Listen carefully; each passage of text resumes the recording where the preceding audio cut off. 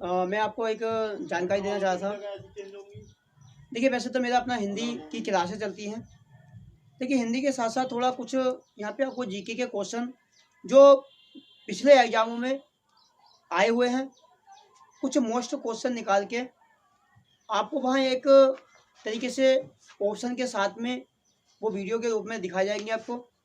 आपको क्या करना है, बस मात्र 10 मिनट की वीडियो होगी जहाँ पे 20-25 क्वेश्चन डेली आपको मिलेंगे। आप 20-25 क्वेश्चनों को ध्यान से 10 मिनट की वीडियो में देखिए। आप देख सकते हैं कि आपको कितने सारे क्वेश्चन उसमें से आप कर सकते हैं 20 में से। तो इसलिए सॉल्यूशन भी हाथों हाथ मिलेगा। उससे ये रहेगा आपका एक तरीके से जीके के टच में। वैसे तो आप कहीं ना कहीं ऑनलाइन क्लासेस पढ़ लेंगे जीके की, लेकिन यहाँ बस केवल आपका टेस्ट हो जाए 25 क्वेश्चनों का जीके का। इस रूप में, इस तरीके से आप जो है जीके की क्लास को भी इस चैनल पे आप देख सकते हैं। तो ये हमारा प्रयास है और आगे भी प्रयास करते रहेंगे अदर सब्जेक्टों का। लेकिन फिलहाल में तो अभी आपको जीके के मोस्ट क्वेश्चन आपको मिलेंगे मात्र 10 मिनट की वीडियो में। देखिए, पिछली वीडियो में हम देख चुके हैं विशेषण विशेष्य का पार्ट 1 और पार्ट 2।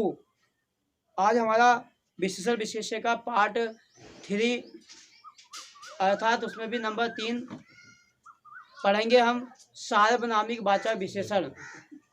देखिए, सार्वनामिक वाचक विशेषण के बारे में हम पार्ट 2 में कुछ पढ़ चुके हैं। सार्वनामिक वाचक विशेषण का संबंध होता है सर्वनाम से।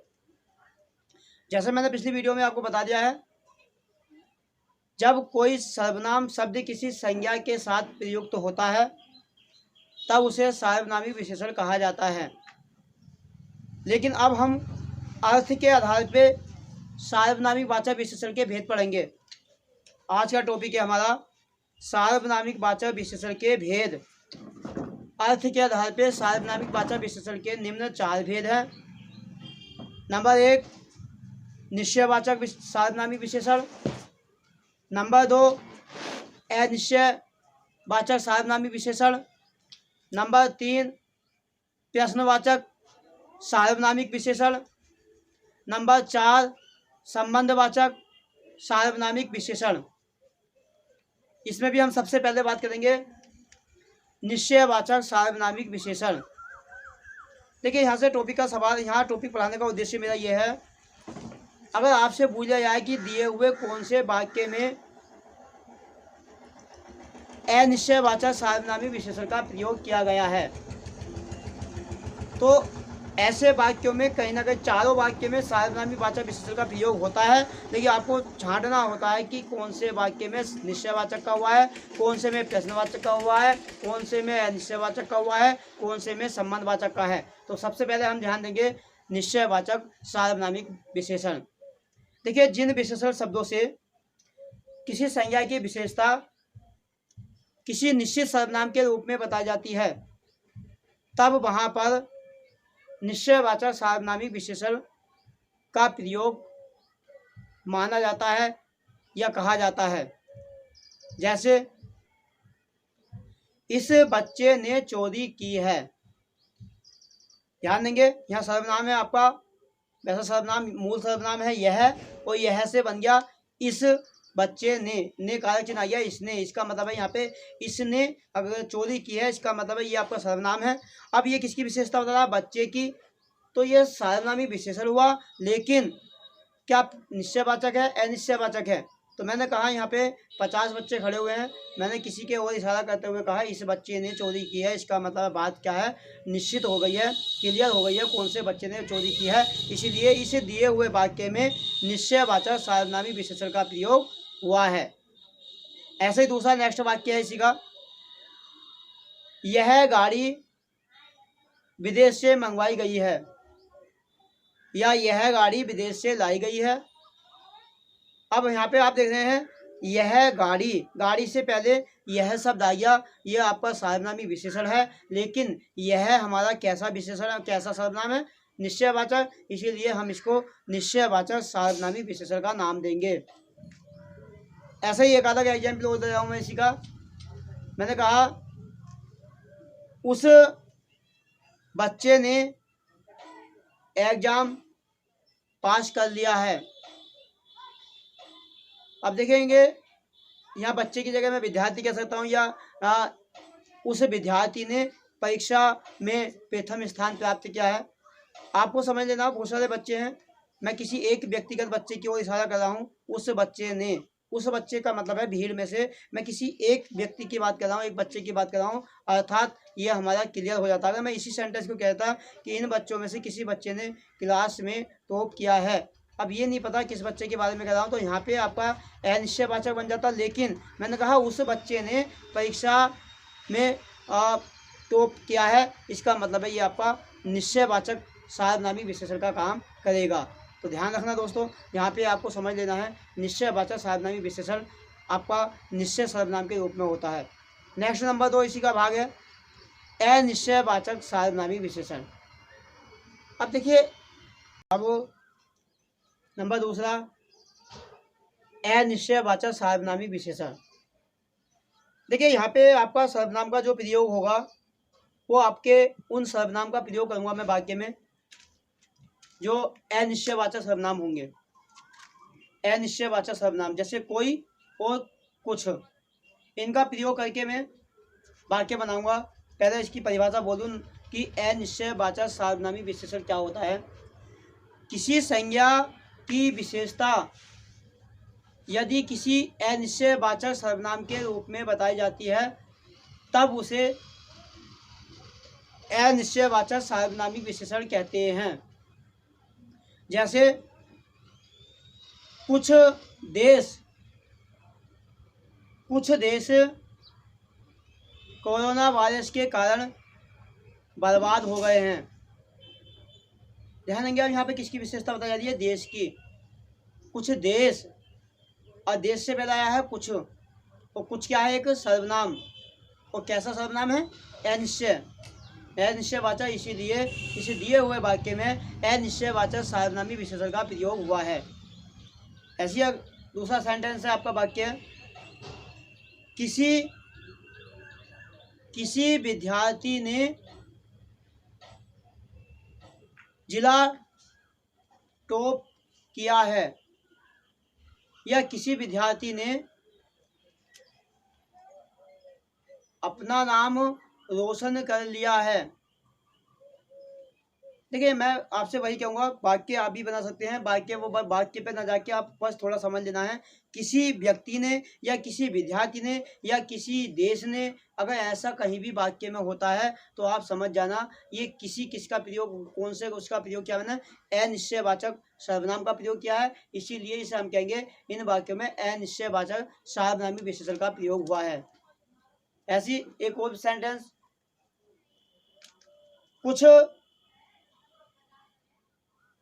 कुछ विद्यार्थी,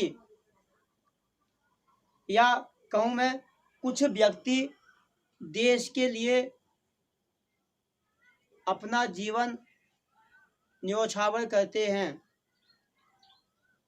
कुछ व्यक्ति, भैया आ गया, बहुत सारे व्यक्तियों में से मैंने केवल कुछ व्यक्ति कहा है, क्लियर नहीं है कितने व्यक्ति है, इसीलिए यहाँ पे कुछ एक अनिश्चयवाचक सर्वनाम का प्रयोग हुआ है। इसीलिए हम कहेंगे इसे दिए हुए वाक्य में अनिश्चयवाचक सार्वनामिक विशेषण का प्रयोग हुआ है। तो देखिए ये तो निश्चयवाचक मैंने आपको बताया, निश्चय का मतलब होता है जहाँ पे बात क्लियर हो कि कितने लोग हैं, कितने व्यक्ति हैं।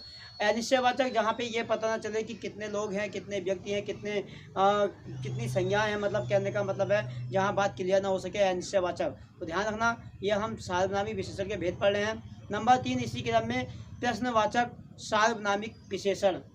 अब देखिए प्रश्नवाचक, इसका मतलब है कि हमारे प्रश्नवाचक सर्वनाम होते हैं। अब यहाँ पे हमारा जो होगा प्रश्नवाचक सार्वनामिक विशेषण में, इसकी डेफिनेशन, इसकी परिभाषा क्या बन जाती है कि जहाँ पर किसी संज्ञा की विशेषता अगर प्रश्नवाचक सर्वनाम के रूप में बताई जाती है तो वहाँ पर प्रश्नवाचक सार्वनामिक विशेषण कहलाता है। जैसे अब ध्यान देंगे, पहले मैंने बोला था किसी विद्यार्थी ने, लेकिन अब मैं क्या बोल रहा हूँ, ध्यान देंगे, किस विद्यार्थी ने क्लास टॉप की है, या किस विद्यार्थी ने कॉलेज टॉप किया है। अब देखिए एक तो था किसी विद्यार्थी ने और अब है किस विद्यार्थी ने। जरा आप इसमें थोड़ा डिफरेंस देखेंगे, किसी विद्यार्थी ने बात क्लियर नहीं है? भीड़ में से किसी एक विद्यार्थी ने परीक्षा टॉप किया है, इसका मतलब ये तो बात आ जाती है अनिश्चयवाचक। लेकिन मैंने कहा किस विद्यार्थी ने, देखिए किसी और किस दोनों में डिफरेंस समझेंगे।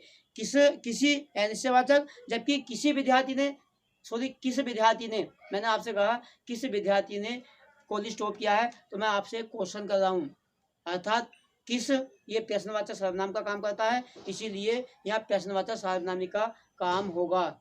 एक बात केवल मैं आपके सामने इसमें बोल रहा हूँ, जैसे कौन व्यक्ति अपने जीवन में सफल होना नहीं चाहता? कौन व्यक्ति अपने जीवन में सफल होना नहीं चाहता? देखिए वैसे यहाँ एक तरीके से कौन, ये कौन जो है एक प्रश्नवाचक सर्वनाम है, इसीलिए यहाँ प्रश्नवाचक सर्वनाम आने के कारण सार्वनामी वाचक विशेषण को हम इसको कहेंगे प्रश्नवाचक सार्वनामी विशेषण का प्रयोग किया गया है। ऐसा ही एक वाक्य है कि किस बच्चे ने मोबाइल चोरी कर लिया? किस बच्चे ने मोबाइल चोरी कर लिया? अब देखिए यहाँ पे बच्चे की विशेषता है, चूंकि प्रश्न किया जा रहा है किस बच्चे ने, आपसे मैं प्रश्न कर रहा हूँ भाई कि इन सभी बच्चों में से किस बच्चे ने चोरी कर ली है या किस बच्चे ने मोबाइल को चुरा लिया है, तो आप समझ सकते हैं कि यहाँ पे किस एक आपका प्रश्नवाचक सर्वनाम है, इसीलिए इस वाक्य में कहा जा सकता है कि प्रश्नवाचक सार्वनामी वाचक विशेषण का प्रयोग हुआ है। तो ध्यान रखेंगे, अर्थात फिर से एक बात दोहरा दूं मैं, प्रश्नवाचक सार्वनामी विशेषण का मतलब होता है जहाँ किसी संज्ञा की विशेषता एक प्रश्नवाचक सर्वनाम के रूप में बताई जाती है, उस वाक्य में प्रश्नवाचक सार्वनामी विशेषण होता है। नेक्स्ट नंबर 4 इसी क्रम में संबंधवाचक सार्वनामिक विशेषण। देखिए संबंधवाचक, पहले मैंने बता दिया संबंधवाचक विशेषण क्या होगा, संबंधवाचक सर्वनाम क्या होते हैं पहले ध्यान देंगे, क्योंकि हम सार्वनामिक विशेषण पढ़ रहे हैं सर्वनाम, तो संबंधवाचक सर्वनाम क्या होते हैं पहले देखेंगे। संबंधवाचक ऐसे वे सर्वनाम जो दो उपवाक्यों या वाक्यों को जोड़ने का या उनके बीच संबंध स्थापित का काम करते हैं, उन्हें संबंधवाचक सर्वनाम कहा जाता है। जैसे जो, जिसे, जिसको, जिसने, ये सब हमारे संबंधवाचक सर्वनाम है। अब मैं इनको संबंधवाचक सार्वनामी विशेषण की परिभाषा बनाता हूँ। नंबर 4, अगर किसी संज्ञा की विशेषता किसी संबंधवाचक सर्वनाम के रूप में बताई जाती है, तब वहां पे संबंधवाचक सार्वनामिक विशेषण का काम होता है। जैसे जो लड़का या जो व्यक्ति संघर्ष करता है वह अवश्य सफल होता है। ध्यान देंगे, जो लड़का, ये जो हमारा कैसा सर्वनाम है, संबंधवाचक। अब मैंने यहाँ लड़के से पहले, मैं यहीं पे बार बार आपका टॉपिक क्लियर हो इसलिए ये बार बार बैक वाली बातें बतानी पड़ती हैं। जो लड़का, लड़के से पहले मैं ये कहता किस लड़के ने, तो प्रश्नवाचक बन जाता। इस लड़के ने, तो ये निश्चयवाचक सार्वनामिक विशेषण बन जाता। अगर मैं ये कहता कोई लड़का अनिश्चयवाचक, लेकिन अब मैंने बोला है यहाँ पे जो लड़का, और जो, जिसे, जिसको, ये मैं पहले ही बता चुका हूँ, ये आपके संबंधवाचक सर्वनाम होते हैं। अब मैंने यहाँ लड़के से पहले एक संबंधवाचक सर्वनाम का प्रयोग कर दिया है, इसीलिए इस वाक्य में आपका संबंधवाचक सार्वनामिक विशेषण बन जाता है। दूसरा सेंटेंस है यहाँ पे,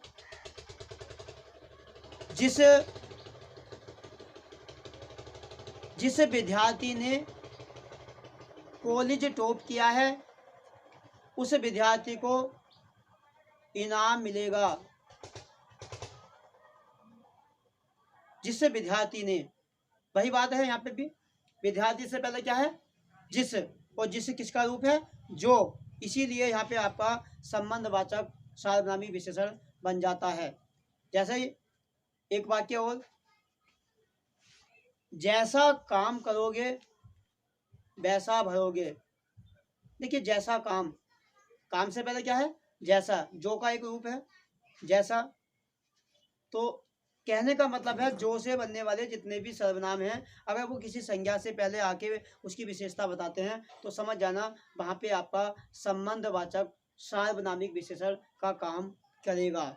तो दोस्तों आज का टॉपिक बस केवल इतना ही था, केवल संबंधवाचक सार्वनामिक वाचक विशेषण के भेद थे ये चारों, कल का वीडियो हमारा जो मेन है आपका नंबर 4 गुणवाचक विशेषण। देखिए गुणवाचक विशेषण को हमें काफ़ी कुछ पढ़ना होता है। गुणवाचक विशेषण से आप सवाल काफ़ी अच्छे बनते हैं, इसलिए हमें गुणवाचक विशेषण को और अच्छी तरीके से समझ में आ जाए, गुणवाचक विशेषण को आपको सही से पढ़ना है। चलिए आज के लिए मैं इतना ही कहूँगा। थैंक यू दोस्तों।